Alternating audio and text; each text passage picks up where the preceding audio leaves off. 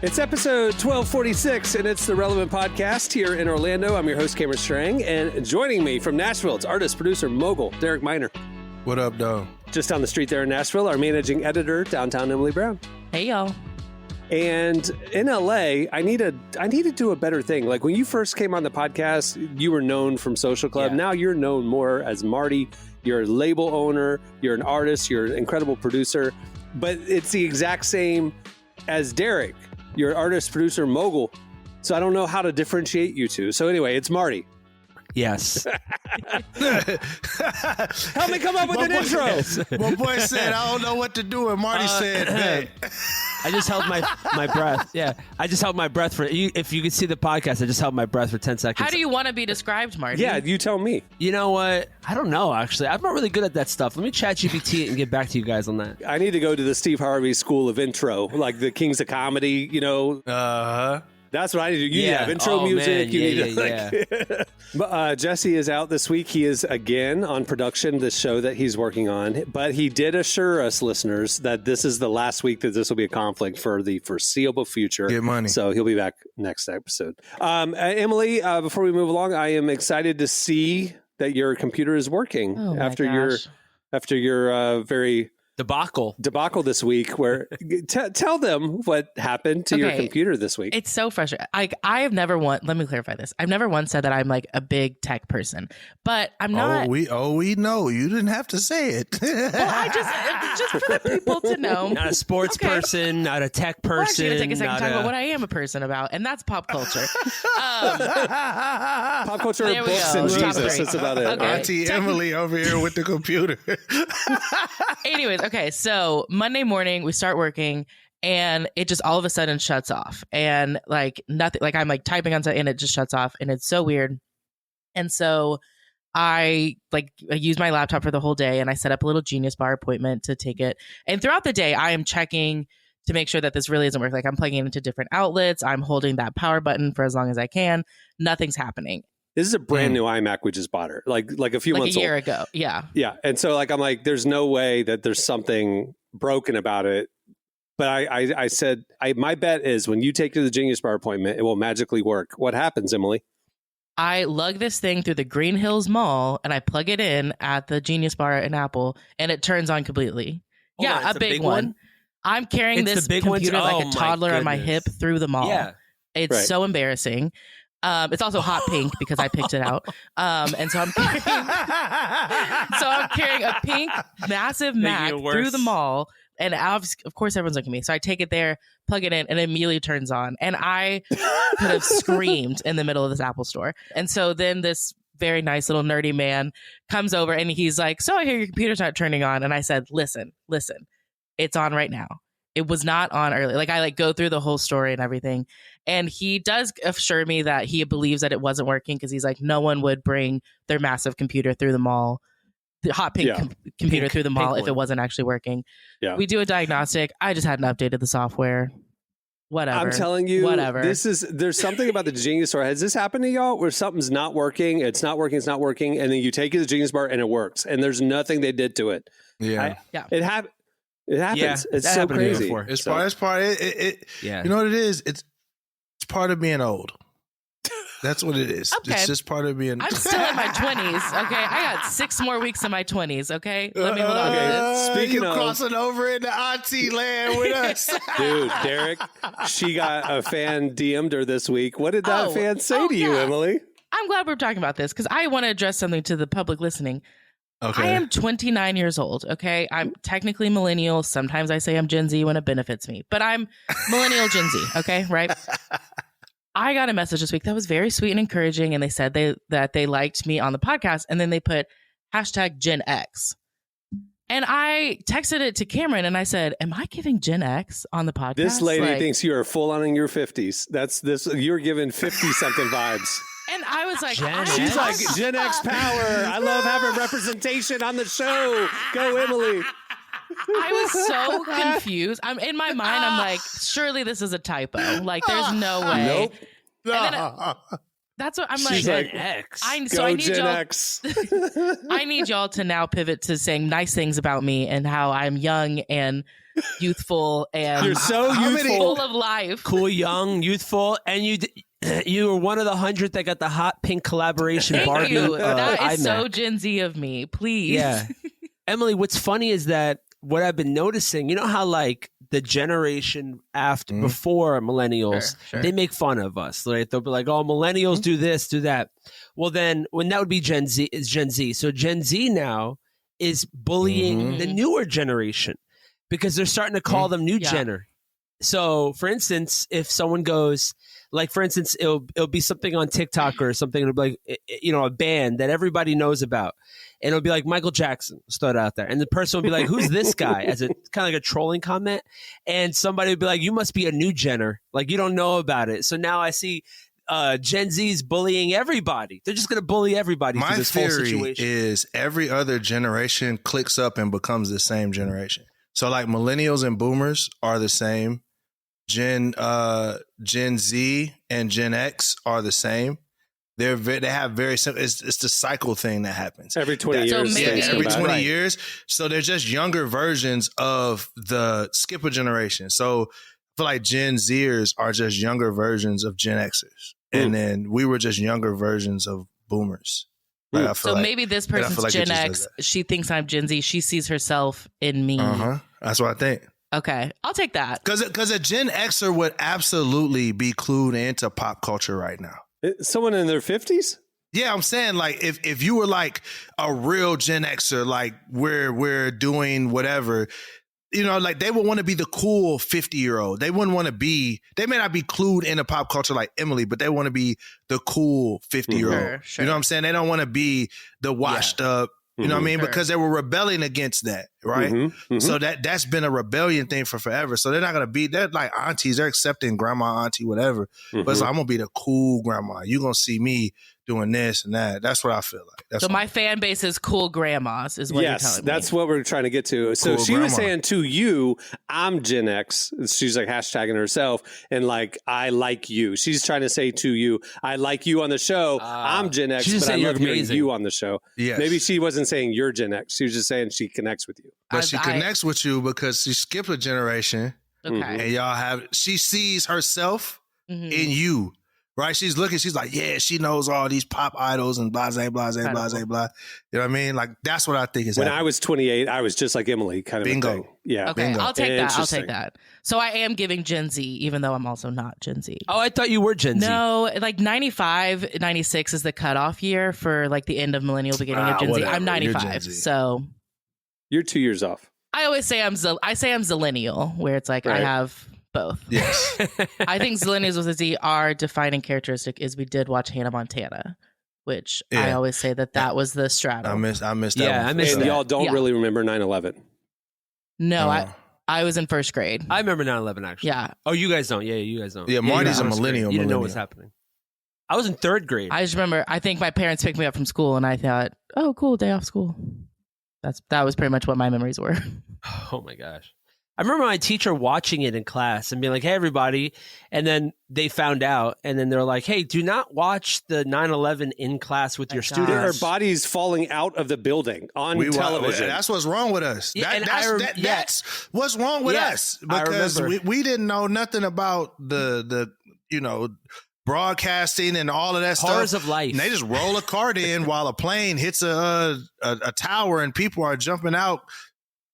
They just rolled the cart in. It's like, hey, watch this. Literally rolled the cart in, Derek. Like the black, you know what I'm talking about? Like it's strapped to the sides of the, like it's a big TV. Right. It's like the top of it's strapped around and they're rolling it through with the cords. And I was a part of that team, like the media team. So I'm plugging it in. I put it on NBC and I'm like, oh my God. And see, okay, this is why like I say I'm on the both sides of millennial and Gen Z, because I remember in elementary school, the rolling the carts in and all that and stuff. But then by the time I get to high school, we have smart boards and the nice projector. So it's like I got the best of both worlds, Hannah Montana reference. So that's why. Did you have like iPads or laptops given to you as a student, or did you have a computer lab? When we got to high school, we had like they would roll in a cart of laptops that you could use in class. But when I was in elementary school, we had a computer lab where I learned how to type. So that's what I'm saying. It's like I had the end of the millennial experience and the beginning of the Gen Z experience. You never played Oregon Trail, is what you're saying? Like on the school computer? No, I had a life. MS-DOS. Yeah.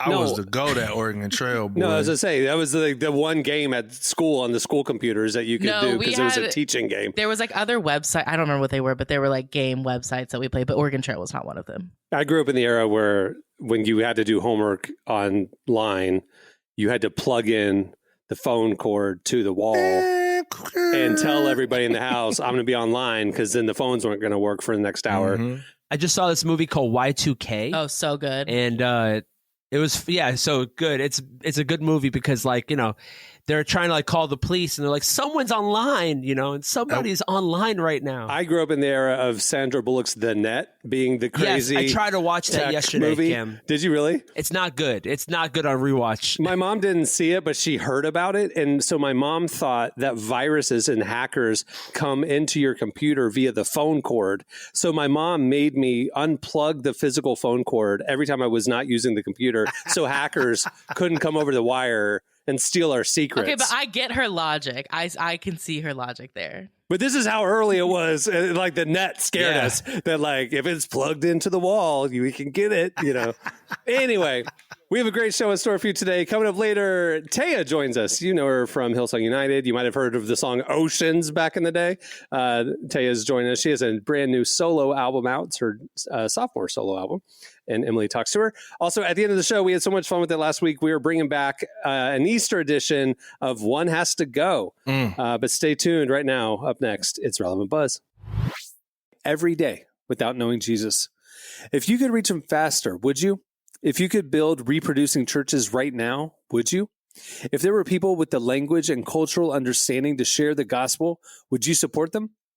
If there were a way to reach the unreached that was guaranteed to work, would you make the investment? Right now, local national believers are already making disciples, but they lack the resources to plant more churches and train more church planners. This is a new wave of missions. This is how we reach the unreached as quickly and efficiently as possible, there and now. Find out more and get involved at thereandnow.org. Okay, it's time for Relevant Buzz. Tell us what's happening at the intersection of faith and culture this week, Emily. Okay, I've got a new study that I want to talk to you about. But first, let me ask you all this. Do you guys have a go-to comfort show that you've watched like over and over again? Friends. No. Really? Yeah, that's a good one. Yeah, throw it on the background. I always know there's going to be a joke that's going to set up Seinfeld. Mine lately has been One Piece. Right now I'm watching Pirates, prison escapees, and transvestites fight the military. So it's pretty cool. Wait, but is this like a new show you're watching, or is it like you're going back to it? She's asking about rewatching. This like show shows right you here, go back to. I feel like it's like it's on Kick. 20 seasons long. Like, so it's still out today. So it's like, yeah, that's really, I don't have a comfort show that I go back to. I just have shows that I obsess with. New shows. Gotcha. Yeah, got you. Cameron? Mine's The Office. I mean, New Girl, depending on the season. Office is good. Office is good stuff. How many times do you think you've watched The Office? I mean, early seasons, 100 times each for sure. No, that's crazy. I know every word of every episode. That's crazy.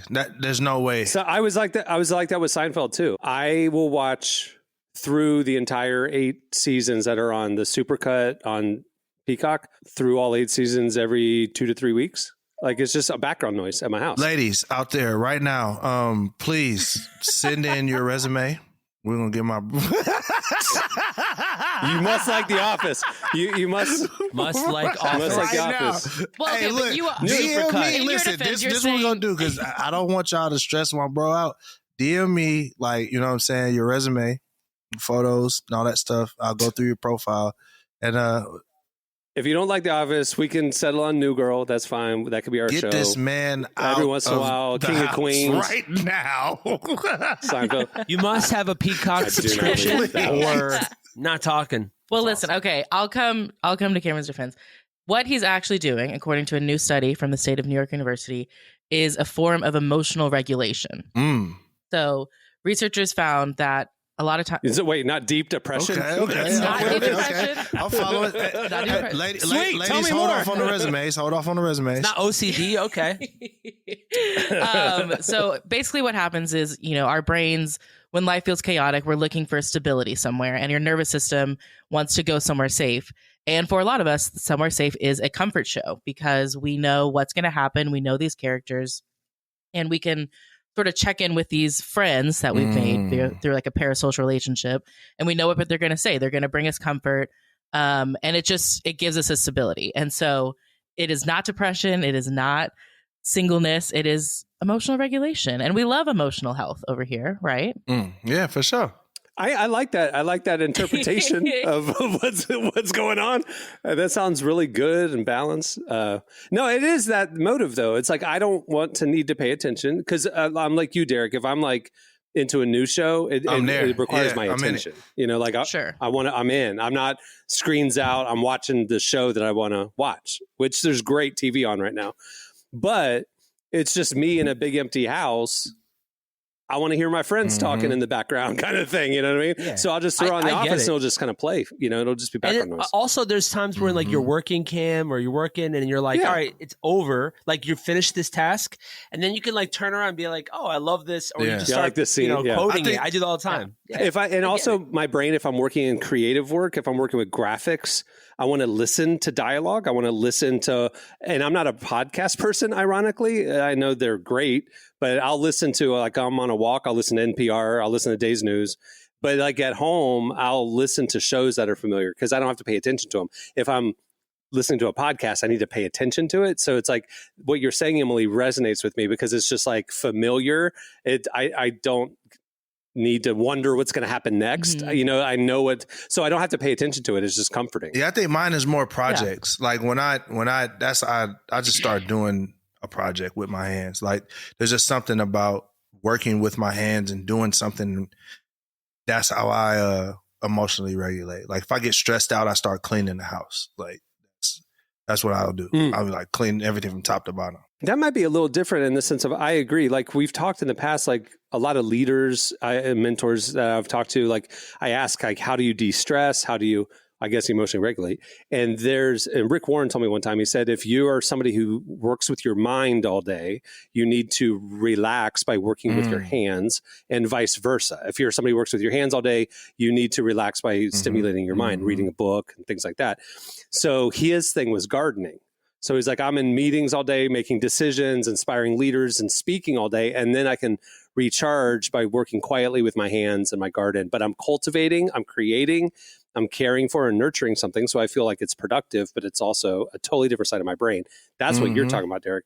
For me, it's building Legos. Like it's the same thing. I don't have to make decisions, but I'm building and creating, and but I don't have to think about it, right? It's working with my hands. You're just following instead of being the one that's making the plan, you're following a plan that's already laid out, and you're being really detailed and structured and enjoying the process of being led in a sense. So. And I like cooking for the same reason, but I really like cooking like HelloFresh, where it gives me exact I love that too, recipe and steps, where it's like, I don't have to think about the portions. I don't have to think about the steps. I just have to follow it. And look, I made this wonderful thing. Like to me, that is really invigorating, but I don't want to sit there and like create a recipe, experiment, which is true cooking, right? Like in Legos, I watched the Lego people who like create something out of thin air. I'm like, that's not my brain at all. Like I'm just want to follow. Is it cake? I can't do it. Like is it cake would be stressful. Like that would not be a. That's not your comfort show. That's not my. Well, no, I actually like Is It Cake to watch because I'm just like, yo, these people are crazy. But it doesn't bring you the calm stability like Friends or The Office. No, I'm saying if you told me to make a cake of Cameron, I would be extremely stressed out because I wouldn't know where to start. Now, if you give me directions on how to make a cake of Cameron, then that would be an awesome challenge. You know what I'm saying? If you made a cake of Cameron, would he be laying down or would you build it vertically? That's such a I'm good. feeling That's funny. uncomfortable like right one of now. your French girls, Jack. Does he put one leg in the air and turn over? Emily, so you're saying if you're rewatching The Office alone in your house, you're not sad, you're emotionally regulating. I love this. Yes. Yeah, you're emotionally healthy. At least this, according to one study. Or you might be depressed. This is brought to you by the TV Syndication Association of America. This is brought to you by the Cameron String Foundation, who funded this. Hey, ladies, I'm not sad. I'm emotionally regulated. You know, I was just watching Black Mirror, and that's a part of the new episode where she will say an ad in the middle of talking. She'll be like, "Hey, fellas, are you feeling sad today?" And she doesn't know she's doing an ad, but to be alive, she needs to have an ad. Is it new? Is it? I know there's a new season. Is it good? It's out, yeah. Yeah, the episode with Rashida Jones is, she, the story is basically she passes away, but they figure out a way how to preserve the brain in a way where she could be alive, but you have to pay a subscription service for it. My gosh. Yeah, it's outrageous. It's really heartbreaking. You know what? I wouldn't be surprised. Black Mirror has predicted the future. Kinda. Yeah. You need the Plus service or you're going to be running ads. So she's in the middle of teaching a course and she's like, "Honey Nugs, delicious for the whole family." And the kids are like, "What are Honey Nugs?" And she's like, "What's a Honey Nug?" Oh my gosh. I wonder if anyone's comfort show is Black Mirror. That would be a sign of depression. That is a disturbing person. That would not be emotionally regulated person. That would be That is a serial killer. That's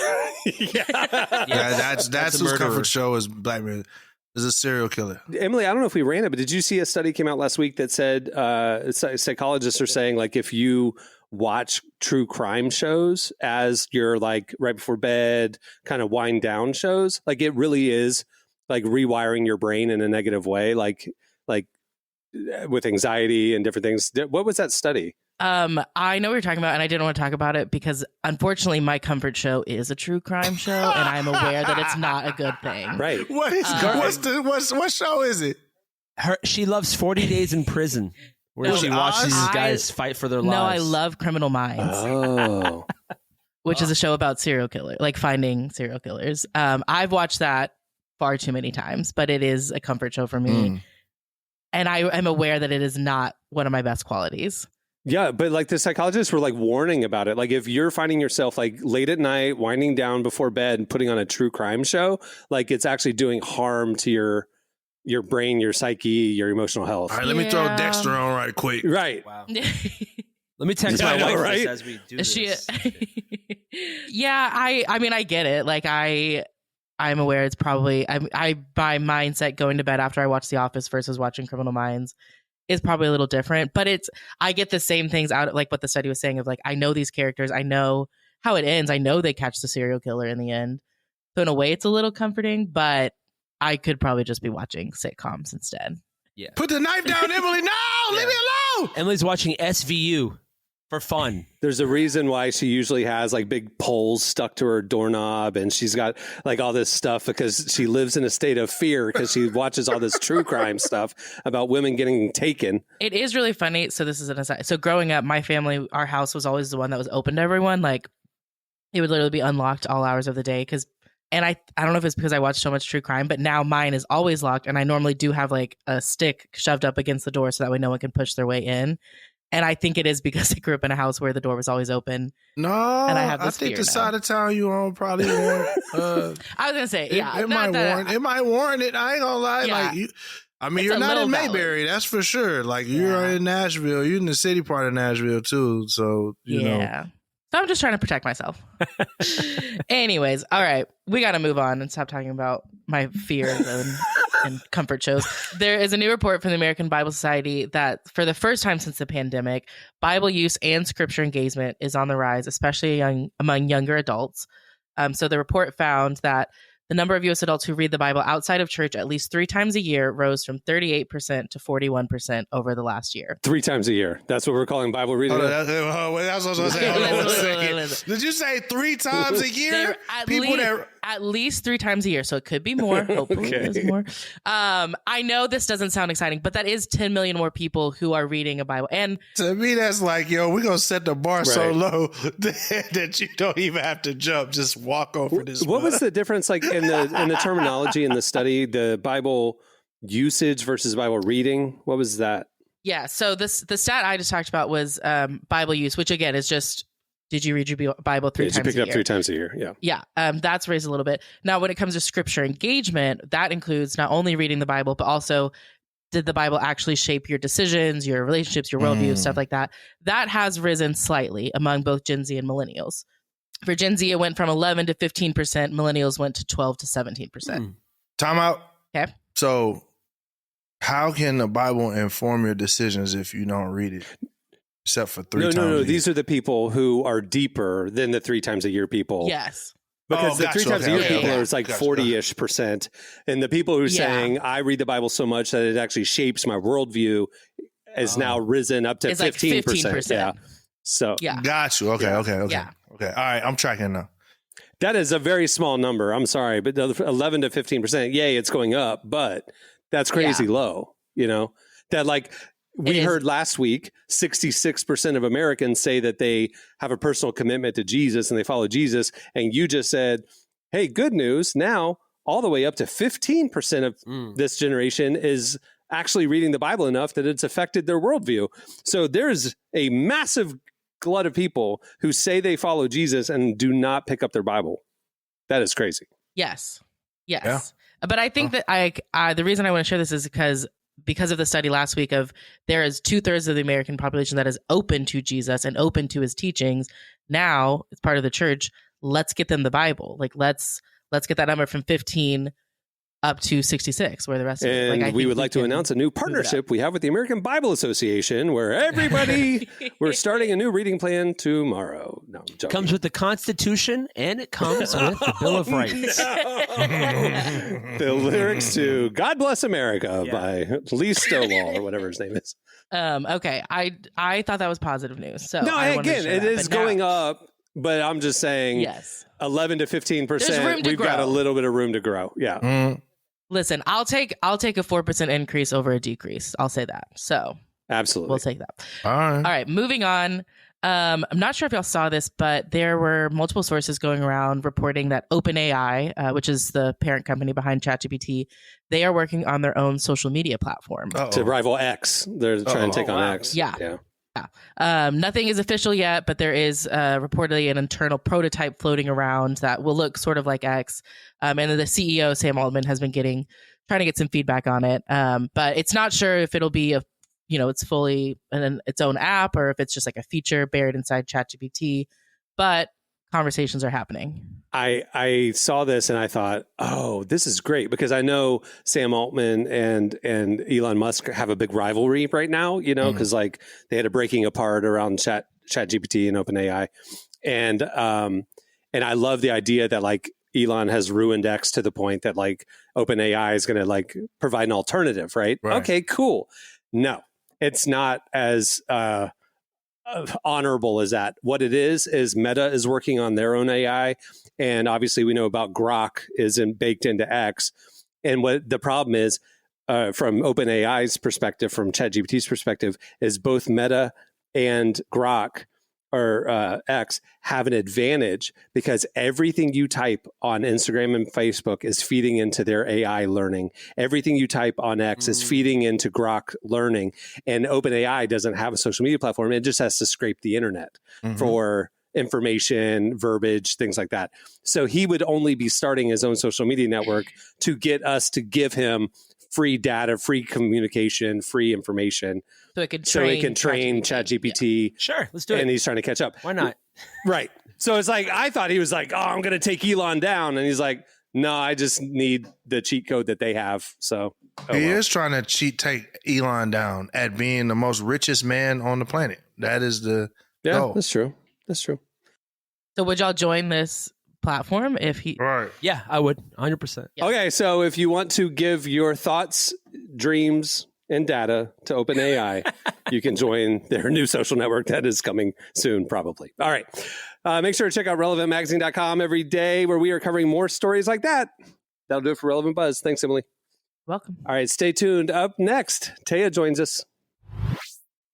This episode is brought to you by a new book from Harper Horizon, The Church of Living Dangerously, the unbelievable true story of John Bishop, former megachurch pastor and drug runner for the Sinaloa cartel. To learn more about this harrowing ride filled with guns, Jesus, drugs, and redemption, visit churchoflivingdangerously.com. Well, today's podcast is brought to you by 10 by 10. Mentoring the next generation matters, but it can feel overwhelming. That's why 10 by 10 created Next Gen Simple Mentoring, a free turnkey resource for adults who care about young people's faith. It helps you build on relationships you already have. Teens need mentors, mentors need training, and you need Next Gen Simple Mentoring. Get your free toolkit at simplementoring.org today. It's good for young people, good for adults, and good for communities. Well, today on the show, we're joined by Taya. You know her from United, but she's just released her sophomore solo album, The Reminder. It came from a chaotic, restless season of her life, from becoming a new mom to facing a cancer diagnosis. She opened up to Emily about walking through those trials and how music helped her stay focused on the steadiness of God and what she hopes others can learn from her journey. Here's our conversation with Taya.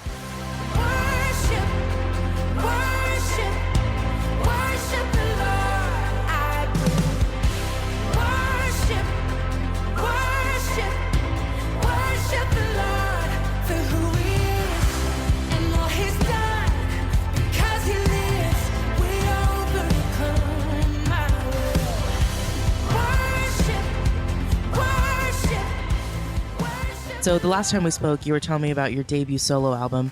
What was the process like creating your second record on your own? Well, I love this question because I feel like it's a bit of like a both and. I feel like it's felt completely new season, but then it's also felt like a coming home and like a homecoming. My A&R for my first record, Chris York, said you have all the time in the world to write your first, and then whilst you're stewarding it, all of a sudden it's the time for your second record and you've run out of time and everyone's like freaking out. So with that in mind, I was like, I don't want to be found in that place. So I feel like I started the process of seeking God to get a word from him to then be able to run earlier than I felt ready to, but it still also felt like the right time. And that was 26th of January, 2023. And I'll never forget it because God spoke so clearly. Set some time aside, like praying, fasting, and felt like he dropped the words, eagle soar in my spirit, spoke to me through Matthew 6, which is all about look at the birds of the air.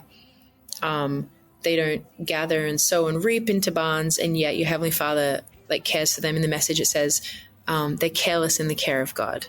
How cool is that? And I know we like talked a little bit like, you know, a little while back about going to be good. So it was that was like in that era as well. And that's where it all came from. And then, you know, that's all talking about provision, which then the counter side would be, I think perhaps I was worrying about like money, worrying about like provision and will you really provide, God, and what does this look like, and knowing we're on the cusp of wanting to have a family, and currently I was the one working and Ben was with me the entire time, but just even like logistically, what does that look like, you know? But I had the two words from God, and in his kindness he knew the 2 years that we would have. I didn't, and I'm so grateful because the fun thing about birds, especially eagles, and when it comes to soaring, no one knows how they catch the thermal convection currents that allow them to rise up into the air to be able to not expend so much energy and to be able to see things from a higher vantage point and do the thing that they're created to do, because they look insanely beautiful doing this. But they just do. And then in that devotional on that day, that's why I remember it with my Oswald Chambers, My Utmost for His Highest, January 26. It says, they are just obeying the instincts that God has placed on the inside of them.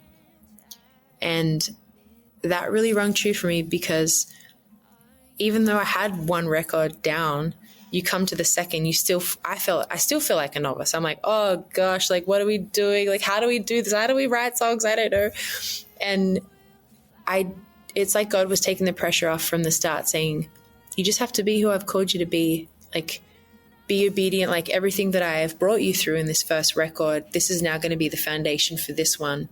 You don't have to stress and strive, because nothing good happens in that, because that's me trying to take control.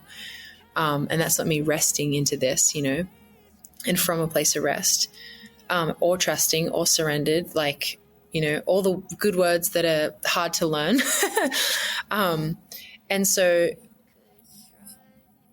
it's like he knew that I was probably going to struggle with some of that. And so he was just setting the precedent of, like, the best things are going to come when you're completely surrendered and you're not trying to fight who I'm calling you to be, and you're not trying to fight against, like, when you are spending all your time and energy toward just being obedient, like, that's when it's going to go really well for you. If you're going to have to fight and have the wrong, like, this doesn't sound like me in this, like, that's going to be wasted time and headspace and all of that, which again, I think that's that simplifying thing that I was talking about of, like, strip down, you know, run the race that's set out for you.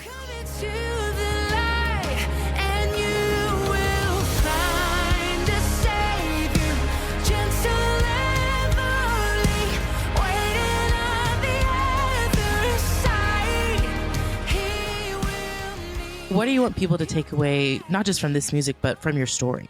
Yes, just the faithfulness of God.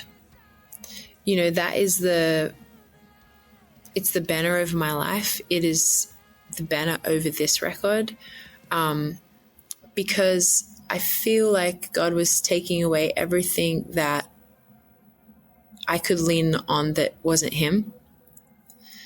And I sang a song about it. And I'll always forever pay for singing Oceans, spiritually and just in my own life, because I've sung it that many times. God's like, okay, well, she obviously probably means it, you know, and let this be a prayer that, Holy Spirit, would you lead me to a place where I have nothing else to lean on, you know, with spiritually where my trust is without borders. Let me walk upon the waters wherever you call me. Like, that I would, and I feel like that is probably continually what my life will be, of, like, if there's ever been a false sense of identity, a false sense of security, a false sense of anything that has not been what God would ordain it to be, he will literally strip it away if you surrender. And of course, like, we say that we want that, we sing all those songs, but then when it actually happens, it's uncomfortable and it's scary and it's I don't enjoy it. And yet what comes out of it, though, is a renewed sense about who he is, and that he really is everything that he ever promised that he would be. And then so much more, because he's so much bigger than my puny way of thinking and my, you know, the way that my mind could even wrap its little, you know, God is just so immense and so awesome. And yeah, and I've just come away with, yeah, he's faithful, he's faithful, he's faithful. And I love that it's straight from scripture. It's that, I'll just grab that. It's 2 Timothy 2 verse 11. And I love that it says this is a trustworthy statement. That's what it says, which I'm like, yes, it is. The word of God is all of it. It is a trustworthy statement. For if we die with him, we will also live with him. If we endure, we will also reign with him. If we deny him, he also will deny us. In this part, verse 13, if we are faithless, he remains faithful, for he cannot deny himself. And I just love that in, like, all the different tracks, I could tell you the stories and where they were coming from and the testimonies about them, even now that we're, you know, walking out, friends, family, the whole thing. But I just love that they're, memorial stones, that the songs themselves are just a testament to the faithfulness of God. And just like back in the Old Testament, when people would walk past altars that people had built, when God did something amazing and great or delivered them, they would always build an altar and then sacrifice as their worship to God. And then they would leave them there and people would always know, oh, that's when God did this, and I love that songs are like that for us. When you hear a song of, say, that really marked you in the presence of God, which I love this because last night we had like a party after the after party. No, just kidding. But this was some dear friends, like just celebrating the album being out in their home. And we're playing all these like old worship. I mean, let's be honest, it was United. I wasn't in United when I was younger, but we all have those like, old cuts from, the deep cuts from some of the records. You're like, this song marked me, like, and we were playing them. And I just love that it takes you back to that moment and you're reminded of what God brought you through. You're reminded of what God did or what he spoke. And so I hope that people would have reminders of God's faithfulness in their own life when they hear these songs, that it has something that causes them to remember something about, God in their story and the way that he orchestrates and moves and works. And and everyone's reminder is going to be different because we all have different seasons and scenarios and things that we go through. But what's cool is there's over 8,000 reminders in the Bible. And there's over like 300 times that word reminder is mentioned and over 500 times that the variation of that word is mentioned. So I love that God knew we would forget and that we would need, that we're a forgetful people and we would need constant reminders. Like even think like in the New Testament, how many times it says, do not worry. And so he obviously knows we will unfortunately be disobedient and forget and would need the reminder many, many times. And so I just like the fact that it's called the reminder and anyone can attach to that the thing that they need to remember, the word, the promise, the moment, just a reminder of the Lord's faithfulness in their own life as they listen through.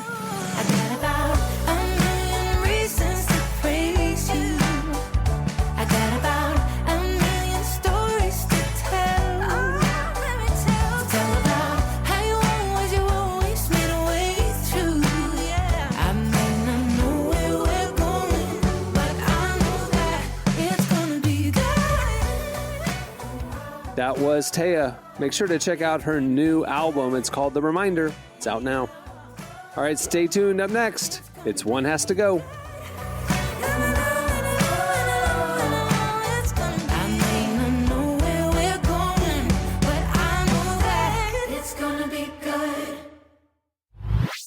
Looking to take your Bible study to the next level? Check out Life Bible, the app packed with devotionals, in-depth commentaries, and guided reading plans to help you stay on track.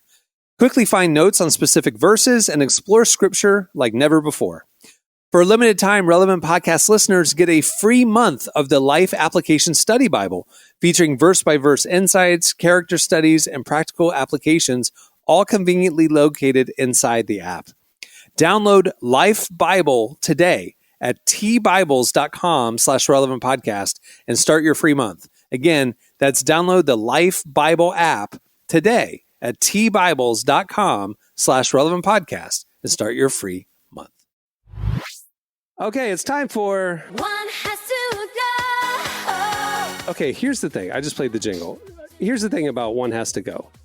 I had this thought and called Emily after the last show. I was like, this segment has legs. And what I mean by that is we do all these different games, and some games are competitive. Some games are like trivia knowledge. Some games are meant to elicit banter. What we always want to do is bring out the personality of the cast, stories from you guys, whatever. This thing about One Has to Go, if you listen to last week's, it's like, I learned stuff about Derek. I didn't know you didn't drink soda. I got all the personalities came out, stories came out. It was like low stakes arguing, I was like, people build an entire podcast around this segment, like One Has to Go. Right. It's like a whole podcast. We should make a game. The Relevant Podcast game.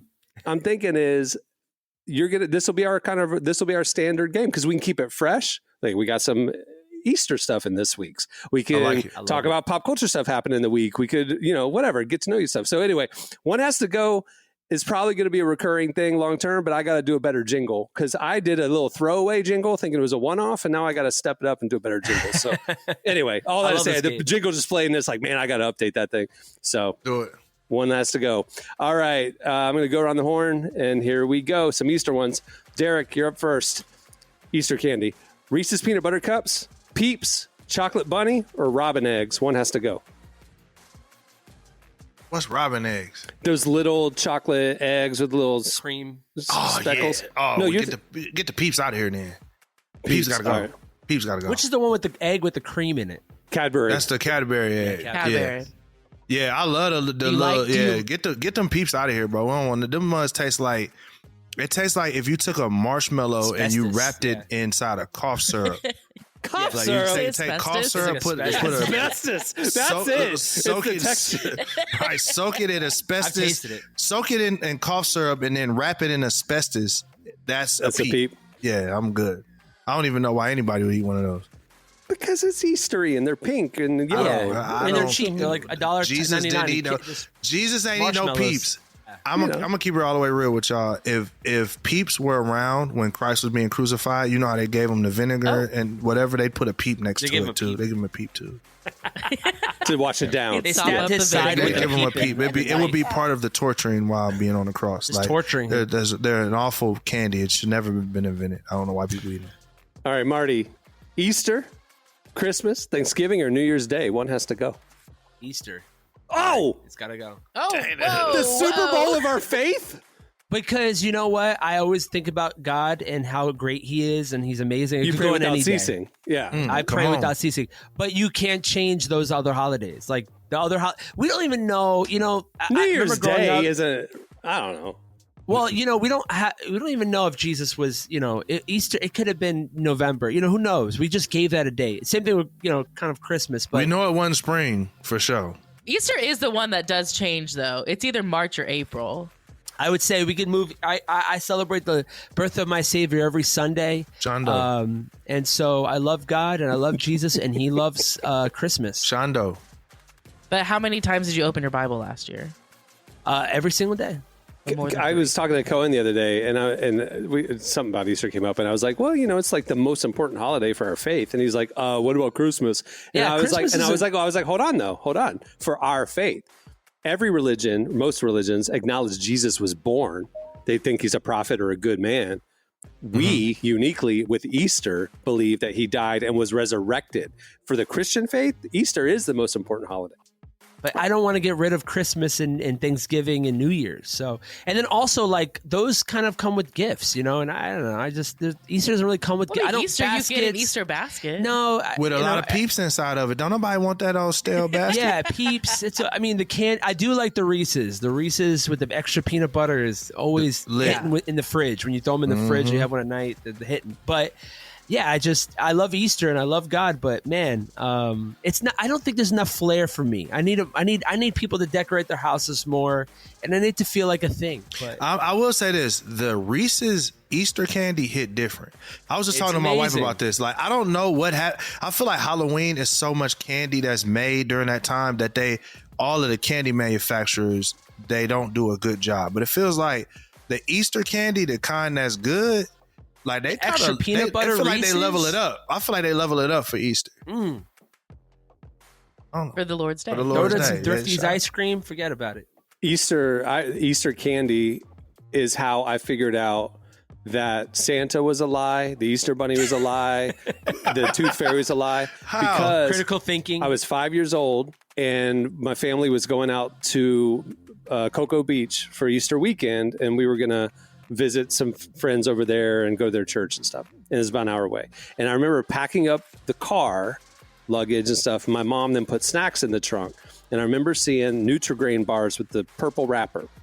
And then on Easter Sunday in the hotel, the Easter Bunny found us and here's your basket. And I saw the same granola bars.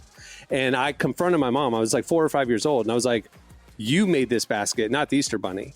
And she had a thing that she would never lie to me about the holiday traditions. She would, if I say is Santa real, she would go, well, what do you think? And I would then say my theory, and she'd go, well, that sounds good. She would never lie to me about this stuff. So when I said, you packed this basket at 4-something years old, she's like, yeah, you're right.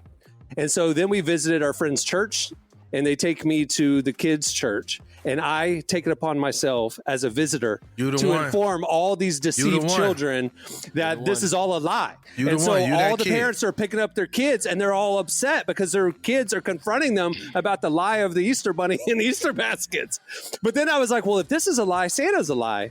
And if this is like the Tooth Fairy's a lie, the trail kept going. That's why that's a conspiracy. That's why we're friends. That's why we're friends, because I did the exact same thing just on a different holiday. I did it on Christmas.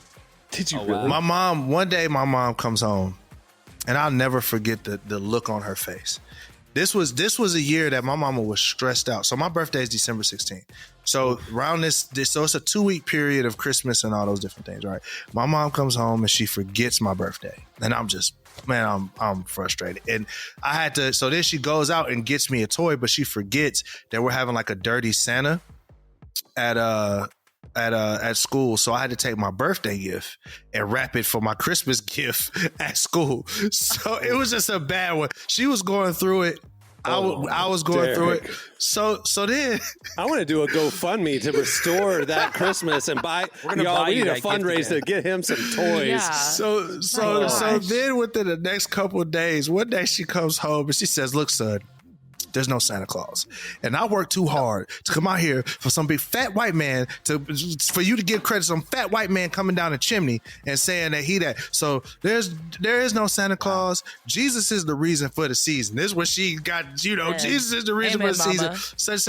So guess what I do? I go to school and I say, "Hey, y'all, my mama said there ain't no Santa Claus and we ain't no fat white man sliding down the chimney."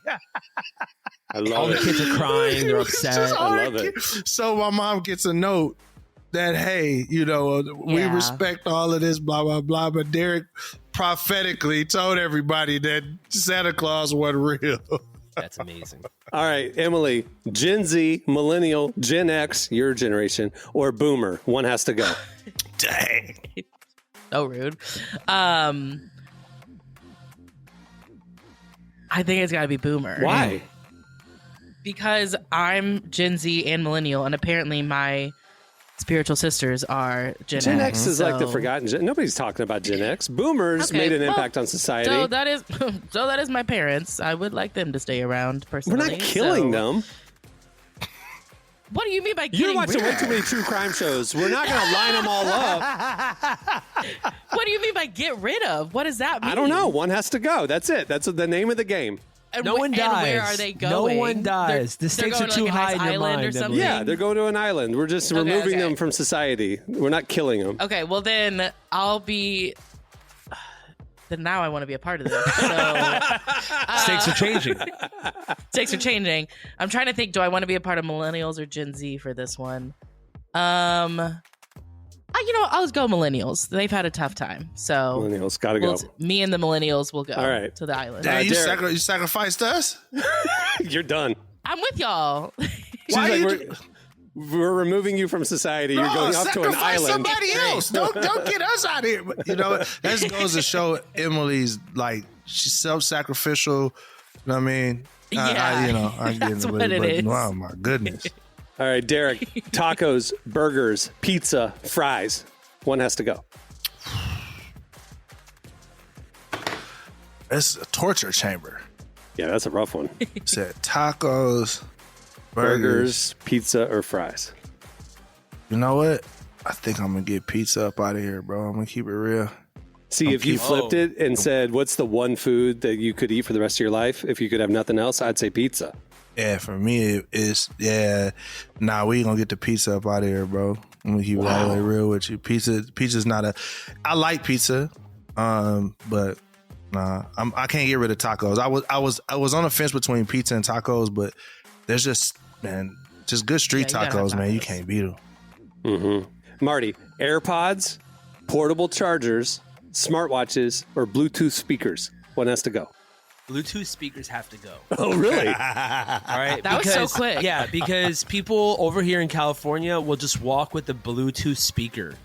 And you'll be like, you'll be like eating outside and someone's playing like Boss Flow, or some like crazy rap song, and you're like, what's going on over here? And it's somebody with a what kind of speaker? The JBL speaker. I'm like, what are we doing over here? The pills. Yeah. So those need to stop. I don't want to. I don't. You're not in a car. You're walking. You have your legs. There's no wheels happening. And the JBL speakers need to go. In MTSU, we had a guy that was paralyzed from the neck down, and his wheelchair had the largest Bluetooth sound speaker on the planet. And this man would literally be riding around MTSU's campus blasting Lil Jon and the East Side Boys at the most obnoxious levels. Like, you would hear him before he pulled up. And it's just like, I have the fondest memories of this dude. I just had to put it out there. I forgot what bro's name is, but Bluetooth speakers, for me, it brings those memories. But Wheelchair Jimmy. All right, Emily, coffee, your phone, Wi-Fi / cell data, or indoor plumbing. One has to go. Oh my gosh. Okay. Say it one more time. Okay. Coffee, your phone, Wi-Fi, or indoor plumbing. Indoor plumbing. I mean, I have to have indoor plumbing. That's gotta go. Because I also have to have coffee. So gotta have both of those. And then your phone or Wi-Fi. They go kind of together anyway.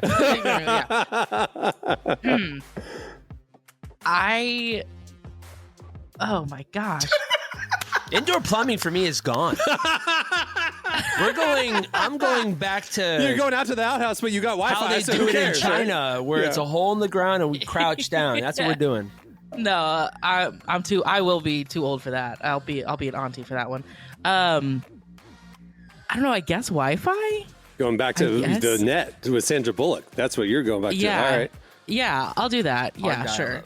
All right, Derek, brushing your teeth, washing your face, showering daily, or wearing deodorant. One has to go. Ooh, this is rough.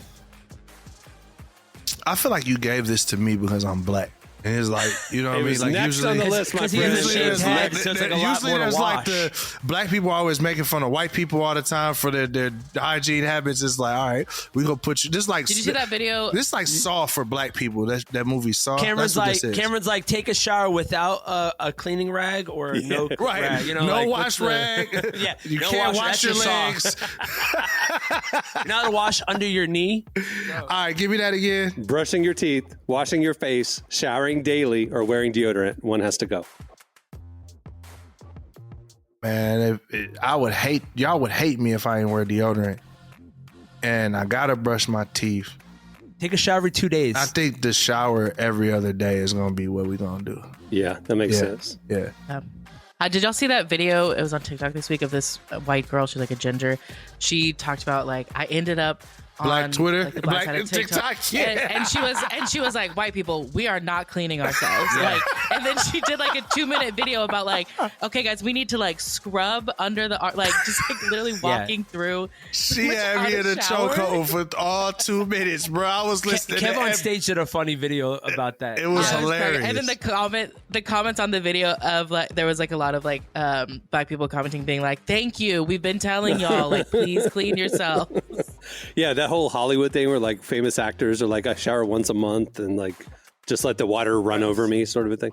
Anyway, all right, Marty, The Office, Parks and Rec, New Girl, or Brooklyn Nine-Nine. One has to go. Brooklyn Nine-Nine. I've never seen it before, but I've seen the other ones. Yeah, I love Andy Samberg, but I think you would like Brooklyn Nine-Nine. I think I would too. But the other three, New Girl. My wife loves New Girl, and so she got me into that. I would have to say Brooklyn. I just never seen it. All right. Last one, Emily, here we go. Marvel, Star Wars, Harry Potter, or Lord of the Rings? One has to go. What was the second one? Marvel, Star Wars, Harry Potter, Lord of the Rings. I think I'm getting rid of Star Wars. Whoa. I've never even seen Lord of the Rings before. I actually really love I just watched it for the first time a few years ago, but I actually really loved it, which I like fantasy stuff, so it's not super surprising. Marvel, I love. And then Harry Potter, that's just like a nostalgic one for me, because I grew up with it. So, sorry, Star Wars. Man, that's rough. All the Star Wars are just being deleted right now. Just going to that island with the boomers. They're being sent to the island with all the millennials. All the stuff we don't want, they're getting Wi-Fi, they're getting indoor plumbing, they get to wash their face, shower every single day. No. We keep it indoor plumbing. Like you. Yeah. I'm keeping indoor plumbing. They get to shower every single day. You was the only island. one that was on that boat. Cameron, are you keeping indoor plumbing? Of course I'm keeping indoor plumbing. That's Marty was the Marty. one who said it. I was We're joking. going back to studio and performing at festival life. Yeah, Marty wants to go to his porta potty, but he's got his phone and his Wi-Fi, so he's good. So no, Sirski, that you gonna be on that island by yourself, my boy. Yeah. All right. Well, that'll do it for the second installment of One Has to Go. Well, thanks again to Taya for joining us today. Make sure to check out her new album, The Reminder, which is available now. Hey, and with that, have a great Good Friday if you're listening to this when the show came out, and a great Easter weekend. I hope you have a wonderful time with friends and family and church, and just have a great Easter weekend. This is the Super Bowl for our faith, so hope you celebrate it well. All right, on that note, we'll wrap it. I'm Cameron Strang. I'm Derek Miner. I'm Emily Brown. I'm Marty. We'll see you on Friday. Have a great week, everybody.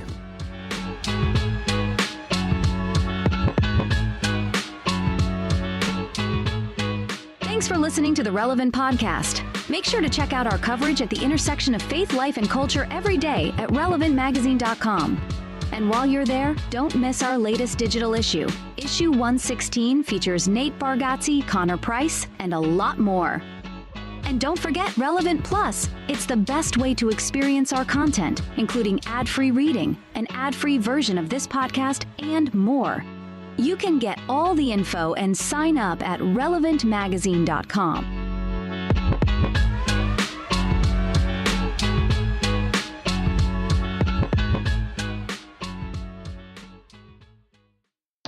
Technically millennial. Sometimes I say I'm Gen Z when it benefits me. Relevant Podcast Network.